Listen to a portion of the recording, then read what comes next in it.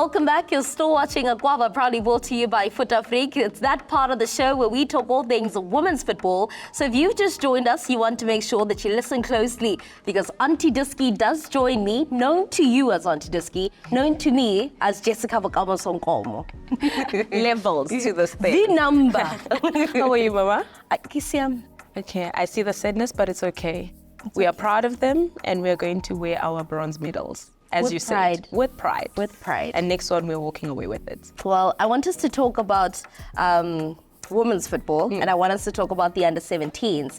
As we know that at the end of the year, the under-17 FIFA World Cup is set to be taking place out in Dominican Republic. 24 teams will be present, but we have to do the qualifiers. And when we look at the qualifiers thus far, we find South Africa on the back foot. Nigeria and Zambia, they can already start booking their tickets and their seats. Let's break it down. Let's break it down as to how these qualifiers work. So 3 teams are going to basically advance. They're only going to select 3 teams that are going to represent the African continent at the Under-17 World Cup. What happens is out of the 25 teams that have qualified, their first round will consist of the 2 lowest ranked teams, which in this case was Central African Republic and Mauritius. However, Central African Republic had advanced on a walkover and they faced Nigeria, which are obviously the top ranked team, and the score was 6-0. So you can already see they are dominating. And it's going to be a very difficult one in the second leg for Central African Republic. But one match I really want to focus on is definitely the South African girls and Ethiopia. Yeah, South African girls, you're wondering what they're called? They're called Abantwana. I think it was a really good squad that they had selected. You had Abokatlego Malebana, who are from Mamelodi Sundowns. You had Julia from JBW and Casey Gordon, who's very known well for her clean sheets. However, I think there was a lot of the girls were not gelling. It just wasn't coming together because we conceded 2 goals just before the first half. And I think what played advantage for the Ethiopian girls, and we need to be honest about the age.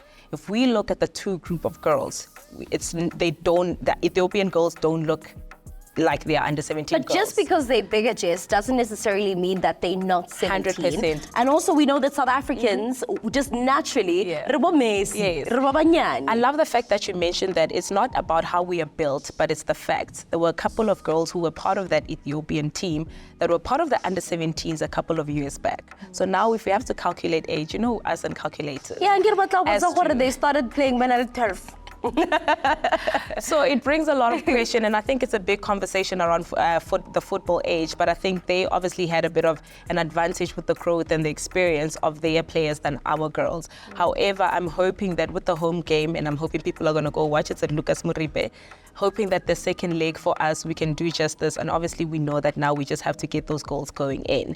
The next match I want to talk about is Niger and Morocco. Morocco with the win. Oh, just before we move from Abantwana, you talk about the fact that the girls just weren't gelling. How long did we have to prepare for this qualifying match? We had 2 weeks just to prepare for the qualifying matches. Is that enough for players at that age? I believe what was done for the preparations was definitely enough. JVW senior team did have a friendly match with the under-17s just to get them, prepared, well-oiled and well-gelling.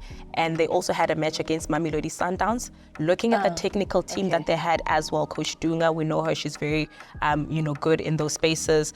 And I think we had enough time. We had the right preparations. Perhaps it's also nerves because most of these girls are in that selection for the first time. They haven't had a lot of time together, and they are really under-17 girls. So the shade. Really under-17 girls. Okay, Ethiopia. So I think they'll definitely get, it's a different group from the group Yabo Karabo Dlamini and, Holweni. But I think maybe with a little bit of more investment and more time and more friendlies against senior teams would basically maybe give us better results because it is not the first time. This is a conversation also with the mother body as to what are we doing, what are we putting into women's football from a grassroots level, right? 100%. To make sure that we're developing these players in the right way possible from the age of 16, 17, possibly even 12. Exactly, because they need to feed to the senior national Banyana. True. So what speaks from this side needs to speak to the other side. Absolutely. And it was, as I was mentioning, the Morocco score 11-0.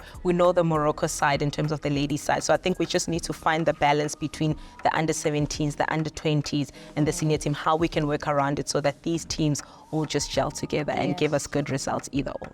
Well, there's a lot that we can say about the under-17s, but I want us to turn our attention now to the Olympic qualifiers. As we know, Paris 2024 is just around the corner. South Africa last year on a good note, and Coach Desiree Ellis will want to continue with that winning momentum. She's got good plans for the team, right?